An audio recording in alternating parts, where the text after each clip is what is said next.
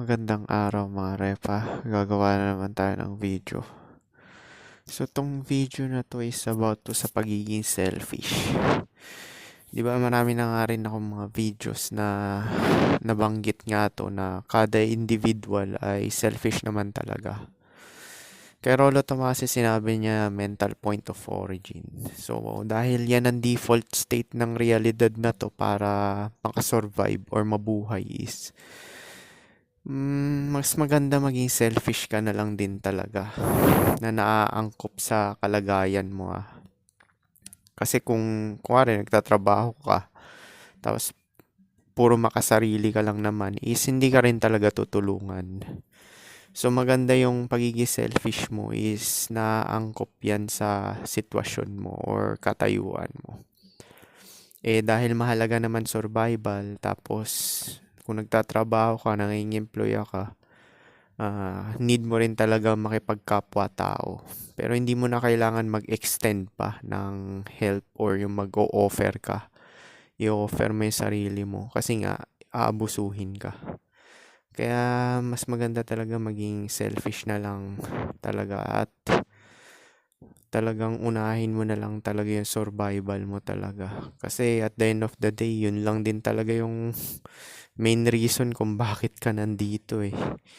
'Di ba? Survival at procreation nga lang, 'di ba? Kasi yung procreation side naman is yun din naman yung default din talaga kasi nga may limitasyon yung buhay natin, 'di ba? Tatanda tayo or magkakasakit, mamamatay.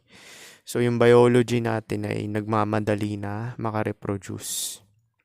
Kaya nga 'di ba merong prime age yung lalaki at babae.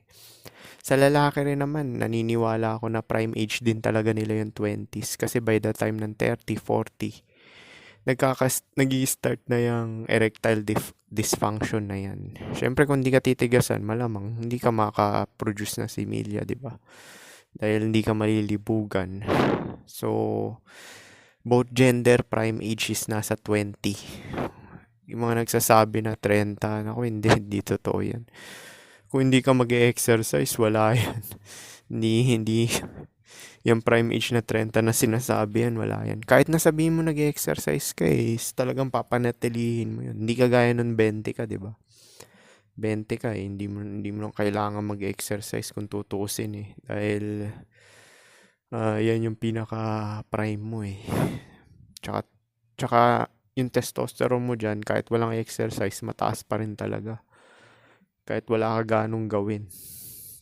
Kasi 20 ka pa nga lang. So, yun nga. So, yun na lang talaga strategy na maganda Mag-invest na lang talaga sa sarili. Yun talagang tunay na self-improvement na nakafocus sa survival. Yan yung pinakaunang main reason kung bakit ka nandito. Tsaka purpose talaga ng buhay is mag-survive lang talaga. Now, bakit may mga tao na gusto talagang makapag-reproduce or magkapamilya at magkaanak? Kasi nga, dahil limitado ang katawan natin o tinatawag nilang self, which is illusion naman talaga. Dahil isang consciousness lang to, which is matter, mother nature.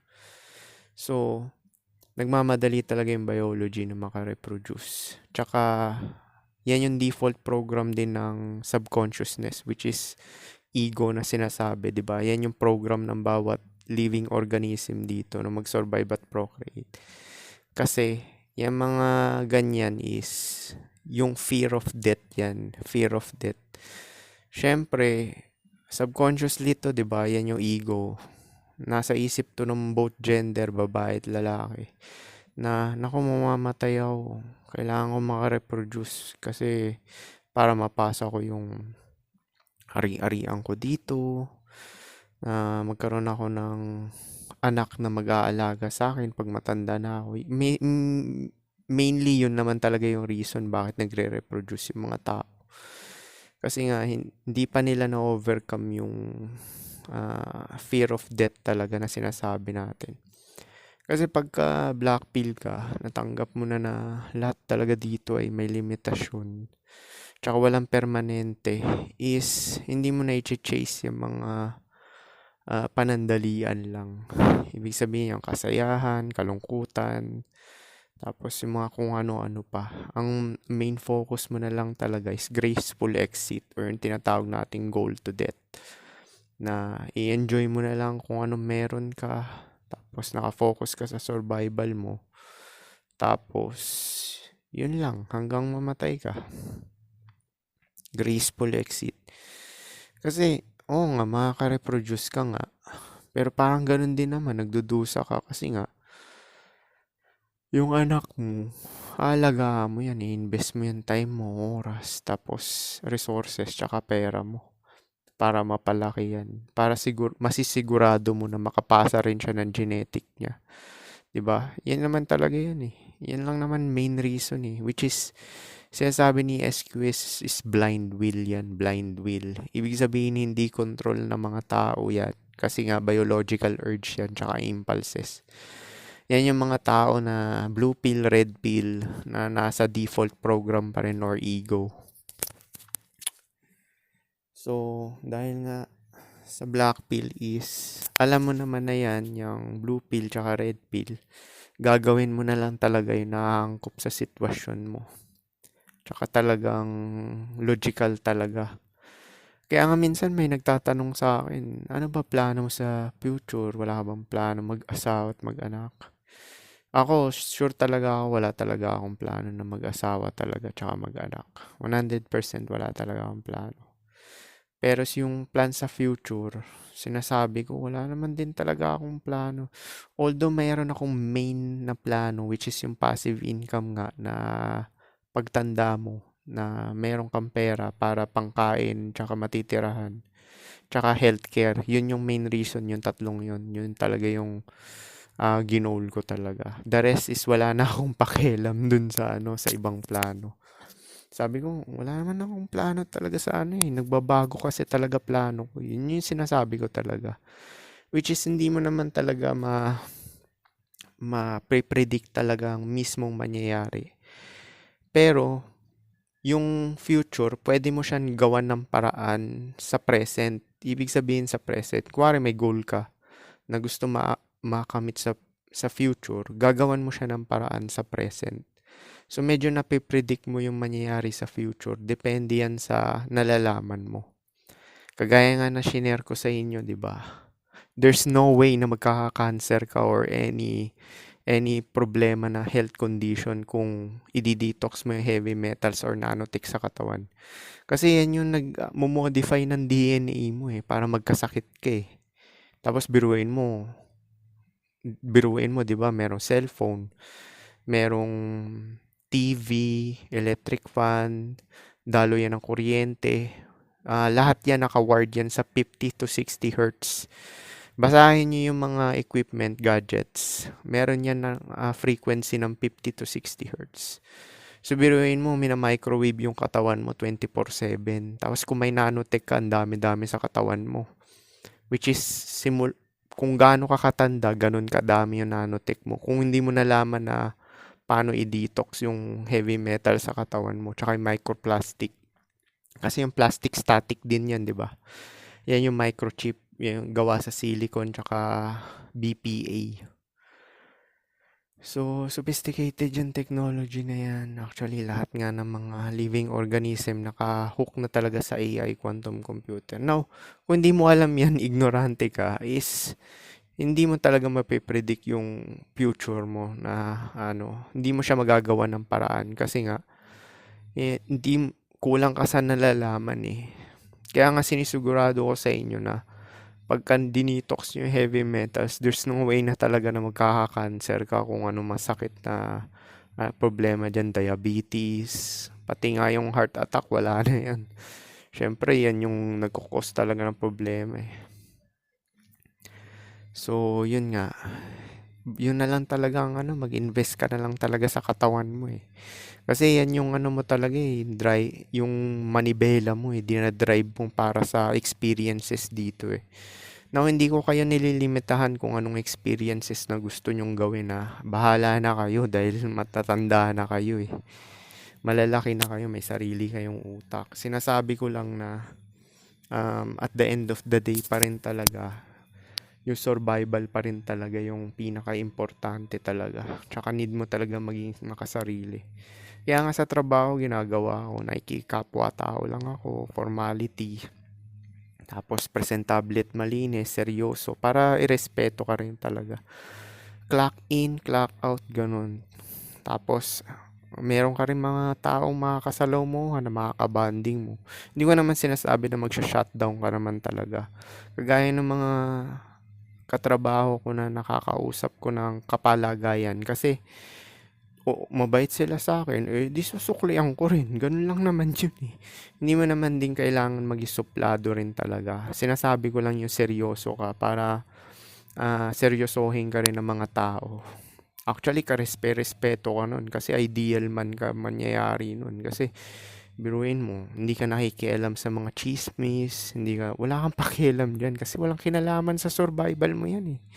Yung mga chismis, gossip, tapos mga kwentuhan na tungkol sa weather or kung ano naman news na puro ka bullshit ang basketball. Tangina, merong mga iba pa nga pinag-uusapan statistics ng ng NBA Finals. Simula na nagising na ako, hindi na ako nanonood ng basketball sa totoo lang eh. Kasi lahat yan is distraction yan para sa main purpose. Maganda talaga is mag-focus na lang kayo sa survival at pataasin nyo yung knowledge mo. Kasi, biruin mo, na black pill ka, pinataas mo yung knowledge mo, tsaka mga nalalaman mo, mas nagiging malaya ka. Tsaka mas nagiging kaunti yung gusto mo. Kaya nga pagka nandun ka sa top ng Maslow's hierarchy of needs, self-actualization, nagiging minimalist ka, nagiging konti yung kailangan mo, which is para na nagpa-function talaga na survival lang din talaga yung mahalaga. Kasi nga, kuwari, di ba na self-actualize mo na yung sarili mo, yung consciousness mo. Ibig sabihin, nagiging mas malaya ka na, ayaw mo nang i-invest yung oras mo dito sa mundo, sa mga wala namang kwenta, tsaka mga kakwenta-kwenta at mga temporary lang. Kagaya ng kasayahan, di ba? Mostly naman mga tao nag-chase ng kasayahan, pero hindi nila alam na ang true happiness talaga ay internal, which is sa mga nalalaman, which is galing yan sa spirit or wisdom. Kaya nga nandito yung channel na to, yung Black Pill, kasi pinapataas na ito yung hindi knowledge self-awareness nyo or yung consciousness nyo na tinatawag nila. Syempre pagka marami kang self-aware ka sa sarili mo, is nagiging malaya ka. Although, nakikisalamuha ka sa ibang tao, pare-pareho kayo ng ginagawa dahil nga sa survival. Pero, yung reason mo is iba. Iba yung reason mo. Actually, pag tinanong mo ako kung anong reason ko sa mga ginagawa ko is may reason din talaga. Base lang din talaga sa survival. Yung ibang mga tao, ang nagdidikta kasi ng mga decisions nila tsaka yung mga kilos nila is impulses, instinct, tsaka yung ego. Which is dun nga naka-word sa survival at procreation. Ibig sabihin wala silang control niyan. Mother Nature nagko-control sa kanila.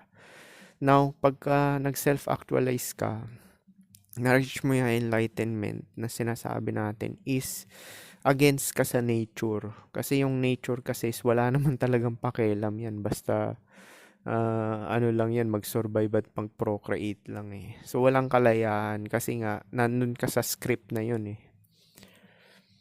So, sinabi nga ni SQS, bakit mo i-chase yung mga happiness, temporary happiness, kasayahan, relasyon na long-term, which is illusion naman, wala naman long-term relationship naman talaga. Dahil lahat may katapusan. Tsaka, pag nagsama kayo sa bahay niyang kasama mo, kahit kapamilya mo, kapatid mo, aso, is may kani-kanila yung pangangailangan, which is yung base lang din sa survival nila. Dahil yung katawan kasi mismo ang flawed eh. Yung katawan need talaga mag-survive eh. Constantly na nasa negatibo yan na estado. Yung katawan ng tao. Sabi nga ni SQS, yung master ko na Amerikanong itim yun eh, black yun. Pero sabi niya, i-chase mo yung happiness na panandalian, pero hindi ka magiging masaya kung wala yung survival. Nangunguna pa rin talaga yung survival. Magiging masaya ka ba kung gutom ka? Yan yung sinasabi ko sa inyo, 'di ba? Titigasan ka ba kung gutom ka at hindi tama yung nutrition mo? Wala kang tubig na malinis na iniinom. Tingin mo titigasan ka. Yan yung mga kamalian ng mentalidad ng ano eh. Kasi inuuna yung instant gratification. Tama naman din yung red pill na ganun. Pero yung reason namin is magkaiba. Sila kasi is self-improvement nila is base pa rin sa tingin ng mga ibang tao. Itong self-improvement ng black pill is base talaga mismo sa katawan mo. Kasi yan yung manibela mo eh. Yan lang talaga yung mahalaga hanggang mamatay ka eh. 'Di ba sinabi ko na nga sa inyo, yan lang yung mahalaga, survival at procreation. Kaya nga ginawa ng Illuminati lahat yung mga distraction eh. Yung mga entertainment, basketball, lipunan, pakikisalamuha, religion. Kasi nga, para nga bigyan ng fantasy yung mga tao na ang buhay ay masaya or good. Masaya, ganito ang buhay, mag-aaral, tumanda, makipagrelasyon, magpamilya at mag-anak. Tapos masarap ang buhay, ganyan. Pero hindi naman talaga ganun. Maya yan. Kaya nga mabilis makontrol ng mga Illuminati mga tao eh. Kasi nga sila yung gumawa ng lipunan, 'di ba? Tsaka ng distractions. Yung mga entertainment, beauty pageant. Naku, hindi na ako nanonood niyan, promise. Pero yung mga movies nanonood pa rin talaga ako na onte kagaya ng mga Alien. Kasi nga merong metaphysical pa rin talaga yung mga ano na yan eh, hint. Yan yung mga hint na nangyayari sa realidad. Tsaka actually, halos lahat din naman na nangyayari dito is by faith din talaga. Oo, nakaka-choice ka ng ano, may choices ka. Alam mo saan nanggagaling yan choices mo? Nung A, B, C, or D kasi buhay ka pa rin. Now, kung nasa kawalan ka na, ibig sabihin wala kang katawan, kawalan ka lang talaga. Walang choices na pagpipilian, 'di ba? Immortal. Yan yung tinatawag nating eternity. Yan nga yung sinasabi nilang God 'di ba? Yung totoong Diyos talaga is hindi nakikita or eternal. Kaya ka naman may choices which is predictable kasi nga buhay ka pa eh. Meron kang katawan. Yun lang naman yun eh. Actually, ang katawan mo hindi naman din talaga sa iyo yan eh. Sa mother nature lang din yan eh. So, lahat talaga ng ginagawa ng mga living organism dito is base lang talaga dun sa program ng material or physical, which is mag-survive at mag-procreate lang talaga. Doon lang talaga nakaikot. Kung malaman mo to, parang masyashock ka, di ba? Sabihin mo, ay, tangina. Ibig sabihin, pag-chase ko ng mga pagkadami-dami ng pera, tapos for the main purpose na magkaroon ng mga magagandang kotse, mga ganyan, tapos magkaroon ng mga kung ano-ano pang material, worldly desire, is wala ring kwenta yan. Kasi dinidefeat nga ng purpose yung ano eh, yung mga desires, achievements, tsaka goals mo ng death, ng kamatayan, di ba nga? Di ba kapag namatay ka, wala ka ng memory niyan. Yung katawan mo, wala na rin yan. Tapos yung mga achievements mo, pangalan mo, yung status mo, naka-attach sa sarili mo, sa katawan mo, is wala na rin yan. Mga ari-arian mo, wala na rin yan, kawalan. Pupunta yan sa kawalan lahat. Di ba parang kung iisipin mo nakakalungkot, di ba? Na ganun lang. Walang kwenta ang lahat. Kaya mayroong mga pessimist na ano eh. Pero hindi ko naman sinasabi na maging negatibo talaga kayo. Kasi nasa physical ka pa rin talaga eh. Merong ibang mga ganun tao talaga na itong baliwala naman itong buhay na to, hindi na ako mag-exercise, hindi na ako kakain ng tama. Buti sana kung mamamatay ka na mabilis, di ba? Yung kasi pinag-uusapan dito yung kamatayan na kung mabilis ka ba mamamatay o hindi may survival pa rin talaga Siyempre, pagka pinabayaan mo yung sarili mo, which is yung katawan mo, talagang pagdudusahin ka muna. Although wala namang masama doon, pareho lang din yung end goal mo, matay ka pa rin. Pero yun nga, yung painful process kasi. Actually, itong buhay nga yung process talaga ng buhay. Sinabi ni SQS, yan yung vexing talaga Biruin mo, pagising mo pa lang sa umaga, parang nauuhaw ka na, naiihi, tas magugutom.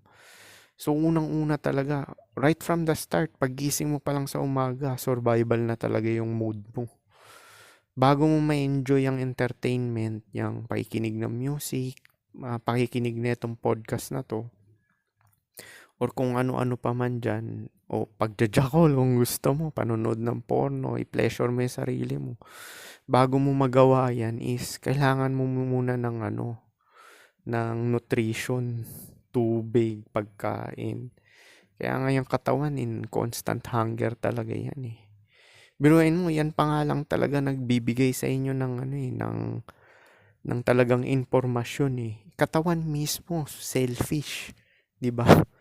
'Di ba? Kasi nga yung state talaga, yung condition talaga ng realidad na to negatibo. So talagang kailangan mo maging selfish, 'di ba? Which is naka-identify dun sa katawan. Pero sa black pill lenses, wala rin yung katawan mo kasi nga mother nature lang din yan na need mag-survive at mag-replicate. Pero yung sinasabi ko na program is yun nga, yung pagiging selfish, which is ego. Dahil sa katawan mismo negatibo. So, magfo-focus ka na lang talaga sa survival mo talaga. Tsaka yung mga temporary happiness, entertainment, panonood ng sine, movie, music. Wala masama dyan, pero minumulat ko lang talaga yung mata nyo na hindi mo magagawa yan kung wala yung survival side sa una. Hindi mo may enjoy yan. Kaya nga may positive, 'di ba? Kasi ang ang ang main default program talaga ng katawan is negatibo. So, yung mga chine-chase natin dito is base lang din yan sa katawan natin. Dahil nga, nabobored, constant hunger, tapos kakasakit, namamatay. So, yun lang talaga. Kaya panindigan niya lang natin talaga yung pagiging selfish. Pero in a good way na talagang hanggat maaari, limitahan natin na makapagdulot ng suffering habang nabubuhay tayo. Kasi yun yung lesser evil na gawin, di ba? Actually, yun din yung perspective ko Mga bawat choices ko, tsaka mga kinikilos ko is naka-wire talaga sa lesser evil talaga. Yun ang totoong morality, hindi yung morality na fix. Kaya nga sinasabi ko yung morality ko, flexible din yan, depende sa sitwasyon. Kagaya ng mga nagpo-pro na babae, masama yun, pero hindi mo sila masisisi. Para sa akin, tama rin yun kung mahirap sila. Kung mahirap sila, tama rin yung gawin nila yung kaysa magutom sila, di ba? Pero, yun nga, tina-tarnish nila yung nila, yung katawan nila. Kasi nga, iba-ibang DNA yung pumapasok sa kanila. Pero, dahil nga sa survival, napilitan lang din sila. Kaya hindi ko rin sila masisisi sa ganun, di ba? Kung magka-girlfriend ako na prostitute or marami body count, okay lang din naman. Wala naman akong pakialam dyan. Kasi nga, wala naman akong plano na magpakasal or mag-anak. So, wala rin sila mapapala sa akin. So, equal lang din, di ba? Na kung may plano akong long term talaga na papakasal or mag-aanak, ibang usapan na yan. Mahalaga sa akin yung body count. Yan yung sinasabi natin ng morality na nagbabago. Depende talaga sa sitwasyon at katayuan mo talaga. Tsaka priority mo. Kasi syempre, ako promiscuous ako, 'di ba? Alam ko rin yung side ng mga babae na promiscuous. Hindi yan nasa-satisfy, sinasabi ko sa inyo. Kasi nga, gusto nila maraming excitement. Tsaka iba-ibang putahe. Similar din yan sa mga lalaki na promiscuous, yung mga nambababae. Hindi na ako kontento. Kasi nga makasarili rin yan, di ba? So, yun lang naman yun eh. Self-awareness lang talaga eh. Patasin nyo lang talaga yung mga nalalaman nyo. Tsaka kaya nyo ilagay yung sapatos nyo sa ah, point of view ng ibang tao. Which is, chain reaction rin naman yan. Kung friendly ka dun sa ibang tao, magiging friendly din sila sa'yo. Kahit formality lang man, di ba? Yun lang naman yan eh. Kaya yung sinasabi ko yung mga strategy, survival, seryoso, presentable at malinis, tsaka focus ka dun sa mga goal mo na gusto mong gawin. So, paano? Yun lang siguro. Peace.